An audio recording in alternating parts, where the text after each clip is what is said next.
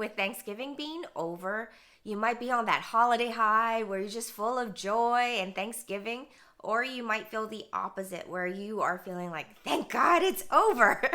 Either way, however you are feeling, the holiday blues can try to come upon you to steal that joy. Welcome to Collective Gifts. I'm Noella and this is Rachel. Hey everyone. Welcome to our new series, Break Through the Holiday Blues. And today we're going to talk about be honest. We want to be honest in acknowledging the fact that the holiday blues can affect anyone. It's not just for a certain group of people, right?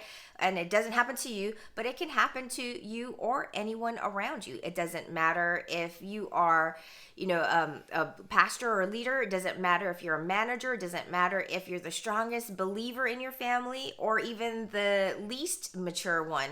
It can happen to anyone because if we are here on this earth, the enemy will try to use anything to try to kill, steal, and destroy us, from going forth in our divine destiny to go forth in enjoying the holidays.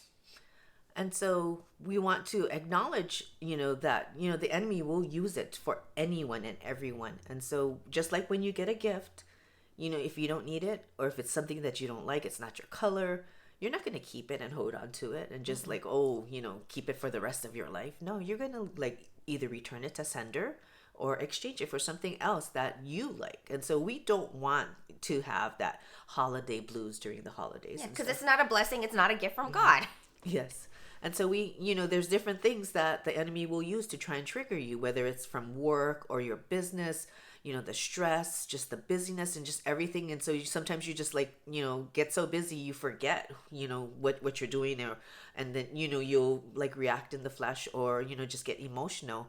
And, the enemy will also use different types of things you may be watching TV, you may be listening to music and, something might just hit you and, remind you of someone that's that recently passed or, remind you of just things that might have happened, like a bad memory during the holidays in the past. And so we want to just shut that down, shut it out and just return it to sender. We don't want to keep and hold on to it. We want to go forth, just having that joy in the holidays, having that peace and just celebrating with your family and loved ones and, closing out all those things that try to trigger us and allow us to have that holiday blues. Mm-hmm. When you were talking, it was reminding me also that we can't always blame everything on the enemy, as in the enemy did this and he's trying to do this against me. But also remember, the holiday blues can be something of your own doing by your choices, because life gets really busy during the holidays, right? You have to shop, right? You spend more money, you have to do more things, go to parties. And so you get pulled in all these different directions that maybe you're not taking care of yourself. You're not getting enough sleep. You're not eating or, hydrating enough, right? Mm-hmm. You're not having enough alone time to just kind of calm down and just be able to, get back, grounded. And so if you're all over the place, then it's going to put you in that position where you are reactive, right, to whatever comes your way. And so then you'll be susceptible to getting the holiday blues. And so we want to encourage you, be honest with being able to acknowledge that it can happen to you, and also what are the potential triggers. So then you'll be able to be equipped on how to deal with it, right? To manage it. So then it will not destroy your holiday season. It won't, negatively impact your relationships. And so, with being honest, we're going to share a couple of examples that just recently happened to us from Thanksgiving. And so for Thanksgiving, we had plans to, gather together with a family member and all that. And so we were kind of excited because usually people don't come to us. We have to go to them to visit family and stuff. And so this was a nice break. And so we were it was kind of sort of planned. It was kind of sort of almost ready to be, finalized, set in stone. Yeah. And all that. But just at the last minute, it kind of fell through. And so that kind of got me a little sad, a little depressed, because, no one was coming to visit us. And I was just going to be with my sister here alone. I'm family. Thanksgiving and all that. But she reminded me of that. And so that, made me feel better. Okay, at least I'm not alone. I do have someone here.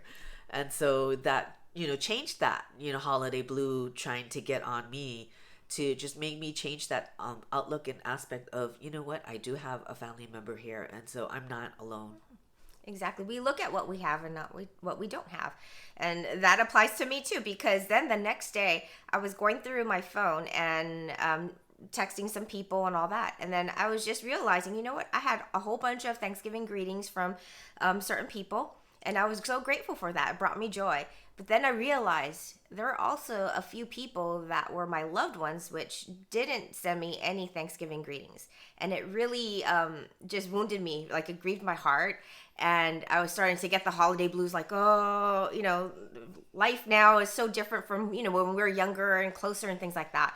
And so what I had to remind myself was that, all right, it's not about them not responding, right? It's about, look, I shared Thanksgiving with my sister. We had the greatest Thanksgiving ever because we got to cook and eat and it was no stress. And it was a great feast, a fabulous feast.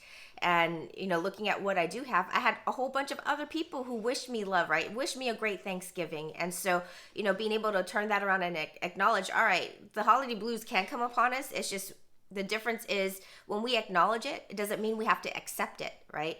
So if we don't accept it, then we're not going to succumb to the blues, and we'll be able to turn it around and maintain our joy and our peace. So we hope that this encouraged you, and we're just going to continue on through the week just talking about the holiday blues and how to break through it, how to prevent it, how to be able to identify, so that we're not going to allow the holiday season to be a time of strife or division or lose our peace and joy, but we'll be able to have the best holidays because we are going forth with that mindset and heart attitude in love and going forth in God's principles. So then we'll be able to see him continue to work in us and through us and in our loved ones. So thank you for joining us today. God bless you all, and we will see you again soon. And until then, Shalom.